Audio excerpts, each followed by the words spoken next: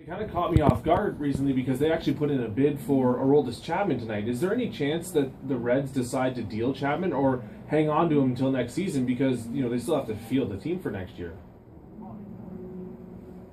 But I think that if they can wrestle the right deal away from Arizona, and I'm not talking about just a single top prospect. I think you would need 2 or possibly 3 of their top, I don't know, 5 or 6, 7 prospects. They would need a really hefty haul to get Aroldis Chapman away from Cincinnati. But maybe Arizona feels that they're in a situation where they're willing to do that. And if that's the case, I think it works best for Cincinnati to pull the trigger. Aroldis is, I believe, is a free agent at the end of the year, and will probably get big money from somewhere. So if you can get 3 top prospects that are a lot closer to being major league ready than a single draft pick that is probably going to be 5 or 6 years away from being ready, I say why not? One team that seems to be ready right now to win is the Houston Astros, and I've been really impressed with their push to the playoffs. I mean, they held on to that American League West title. I shouldn't say title, but the lead in the American League West for the longest time. For the Angels caught up to them, and that was sort of where people expected to see them, was fall behind the Angels, maybe pick up a wild card spot. But to their credit, they haven't stood pat. They went and got Scott Kazmir from the Oakland Athletics, and they made that huge deal to get Mike Fiers and Carlos Gomez out of the Milwaukee Brewers after, obviously, the Gomez deal fell apart the other night with the Mets. Yeah, that's right. So is it enough for the Astros to be able to claim the division now by making these deals, or do you still think they'll fall behind the Angels in the long run? And, it's funny. The one person that isn't upset about that deal is, of course, Wilmer Flores, who thought he was leaving the Mets. And the TV caught him basically in tears in the dugout because he had been told the deal had been made. And then the deal ended up falling apart, and maybe he's crying because he's stuck in New York. I don't to see the dynamics in Houston. I had told a colleague of mine who ended up leaving Tampa for a job in Houston, and I said to him before he left, I said, be careful, because the Houston Astros next year are going to be very, very good. I had no idea that they were going to get started the year early. And with the deals that they've made to go get Carlos Gomez, and it's not like Carlos Gomez is going to be a free agent at the end of the year. He still has another year of control, which is a huge feat. And Scott Kazmir, who they're going to get as a rental, I don't see why not. Why they can't make that run at the American League West and at the Los Angeles Angels. The Angels are a team that I think still has a couple of holes. It's interesting to see what they're going to do until David Freese comes back at third base. I know they went out and got Connor Gillespie off of the rubbish heap, and they're going to have Kyle Kubica in left field, and it's going to be real interesting to see how that dynamic works out. I think the middle of the infield is all right, and most of the outfield is okay, but can they get by with what they have on the left side of the infield and the left side of the outfield? And Mike Fiers obviously adding a great dynamic to that already. Great rotation that includes Colin McHugh and obviously Dallas Keuchel. He's arbitration eligible 2017, but a free agent eligible until 2020. So a good pickup for them. And actually, Steve, one good thing about having you on tonight is things are heating up. As there's actually deals going on as we speak. It looks like Mike Leake has gone to the Giants, as per John Heyman.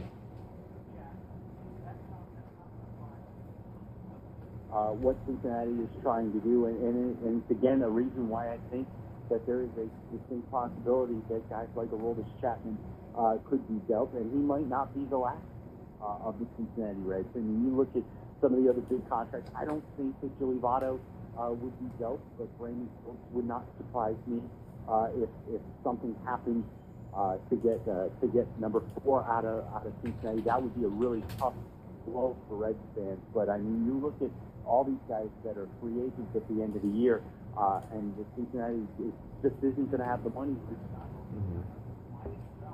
to pick 1 or 2 that you think that you might be able to get to return, and Phillips would probably be one of the biggest names out there. And if I was Cincinnati's front office, I'd be going, yeah, I want to keep him. So you look at him. He probably would end up taking a hometown discount because he loves the city, he loves the team, he loves the fans, he loves the tradition. And so you may not deal Brandon Phillips, but if you don't think that you're going to be able to keep him, rather than, like I mentioned, you're going to get a sandwich pick for giving a qualifying offer, and that qualifying offer is enormous this year. I want to say it's up over $15 million. Wow. There are some guys that you think, oh God, I may not want to give him a qualifying offer because I don't think he's worth the $15 million. Mm-hmm. Give him a qualifying offer, he's going to take it. So a City player that is taking the qualifying offer, it's getting high enough that I think it's yeah. And the team is going to end up having to bite the bullet because they're going to end up with a guy that is going to be what they figure overpaid, and now they're stuck with him for another year. Steve Carney, our guest on Norm at Night, Sirius XM, Canada Talks, Channel 167. I'm Phil DeLand, filling in for Norm Rumack. Joe Fafari is alongside me tonight. So obviously the big deal of the week was one that had been widely speculated, not necessarily to this team, but one that was speculated to happen, and that the Phillies finally trade starter Cole Hamels. Were you at all surprised that he ended up going to Texas in the long run and not another team that was potentially in contention for either division or for a wild card?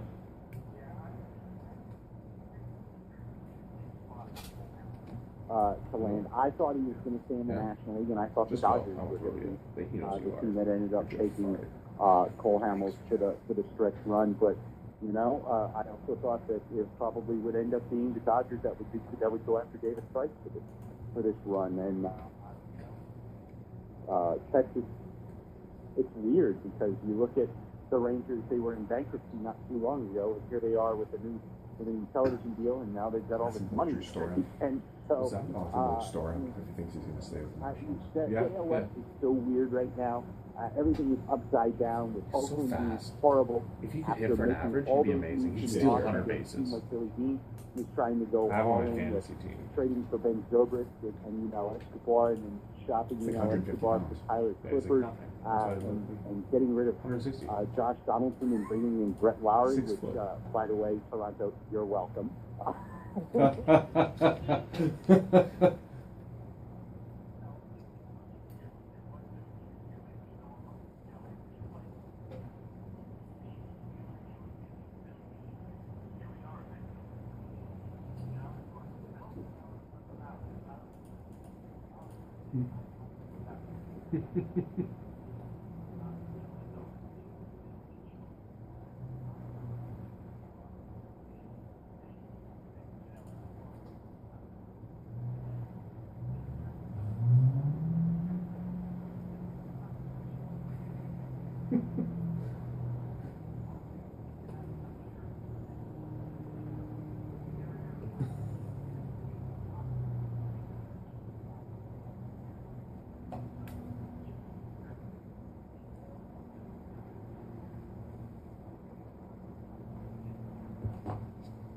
Steve, I want to talk about the Nationals for a second. And Drew Storen did a really good job this season. He got his closer's job back. He's been dominant. I think he was 29 out of 31. And then you go out there and you get Jonathan Papelbon. Everybody knows his story. He's been really solid, but the clubhouse issues. What do you think ends up happening with Storen? Is he going to stick around? Do you think that they might move him to keep him happy?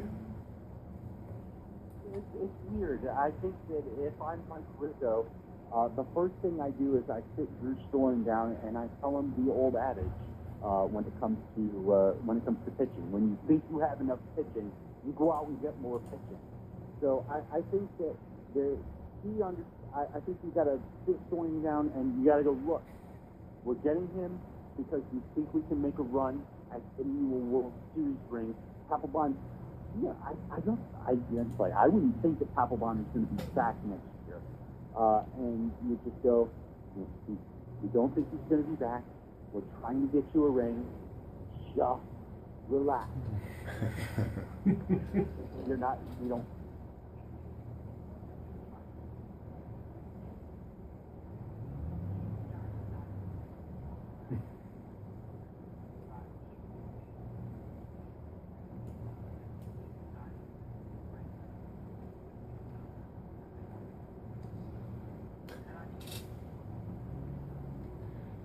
Steve, final point before we let you go on the evening. Thanks again for joining us tonight, even though your buddy Norm Rumac's not in. I really appreciate you doing this for me. Going into Friday, trade deadline finishes at 4 p.m. Eastern time. Biggest story going into it is going to be, obviously, who's left to make a deal, who has anybody left. What's the biggest story going into Friday for you?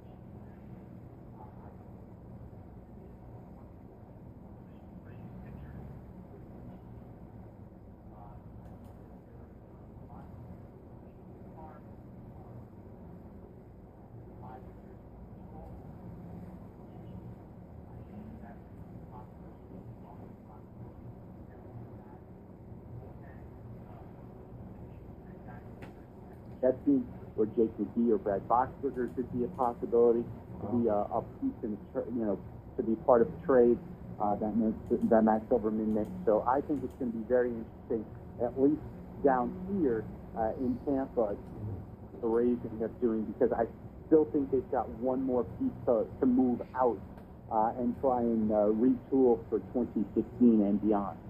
What do you get the sense is Tampa Bay's direction going into next season? Are they still moving a couple pieces this year and maybe even next year to contend for the future, or do they think they have a shot at a wild card heading into next season if the right deal can be made? Yeah, I think that they feel that even if they move a pitching piece this year, that they're still not out of it. And if you look at them, Phil, they have basically 8 or 9 starting pitchers. And you feel that they can move one of the starting pitchers, whether it's a Carney, and that's the name that keeps coming up, and so I'll keep using Nate as an example. They can move a Nate Carney because they have Archer Odorizzi. They're going to get Alex Cobb back at some point next year, Drew Smiley, Matt Moore, Alex Colomé, and they still have Matt Andrees and Erasmo Ramirez. So right there, that's 8 starting pitchers. And then with the back of the bullpen, they've got a couple of young guys that could be on their way. So it makes somebody like a Jepson or a McGee. I don't see Boxberger being moved only because he's so cheap, and he's only going to make $530,000 next year. So I don't see Boxberger being moved, but I think McGee is an RB2 this offseason, so you would have him for 2 more seasons, and he's going to probably make about $4 million next year. So kind of a toss-up as to who might go. But and then on the offensive side, you have guys like Ricky Schaefer, who's very close to making it. Taylor Motter is having a really breakout season at AAA. Also, he was a AAA All-Star. Those are a couple of guys that I think that you're counting on for 2016. Steve, sticking with Tampa, you know this more than anybody. I want to talk about Matt Moore. This is a guy that came up as one of the top pitching prospects in baseball. He had the surgery, he's come back. He hasn't been so sharp. He's always had control issues, and it looks like they're still there. If you had to project how you think, not only this season, but in the future, do you think that he still has it, or do you think that maybe he's going to be a lower rotation guy? I think that he still has it, Joe. I think that, and you're right, he's not one of these guys that has pinpoint command of his stuff, and he never has. Even 2 years ago when he won 17 games, he led the league with 17 wild pitches also. So he had plenty of command issues even when he was successful. I think that this year they're trying to make sure that they can rebuild his strength up and make him ready to have a normal off-season throwing program. Last year was all about trying to make sure that he was ready to pitch off a mound come February, and so it was a lot different for him this off-season than it will be, or last off-season than it will be for this off-season. But I've seen glimpses that he's close to getting back to where he was velocity-wise with his fastball. When he came back his first couple of starts, you were seeing 90 and 91 on the fastball. His last start out, I saw a lot more consistent 94s. And that leads me to believe that now that he's gotten from 90 to 94, he'll be able to make it from 94 to 96 and be back to where he is. where he was pre-surgery. Steve Carney, our guest on Norm at Night, Sirius XM Canada Talks, channel 167. Steve, I know you've had a busy day. You got a busier day coming up tomorrow with the trade deadline being over at 4 p.m., the non-waiver trade deadline anyways. So we'll let you get some rest. I really appreciate you taking the time to do this for us tonight.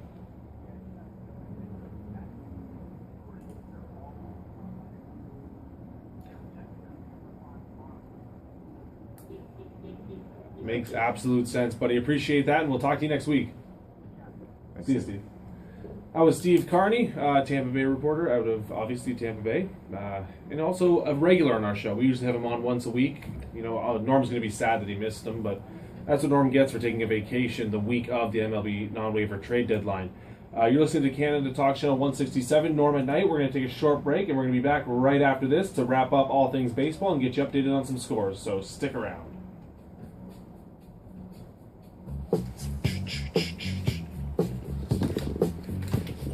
Turn this on.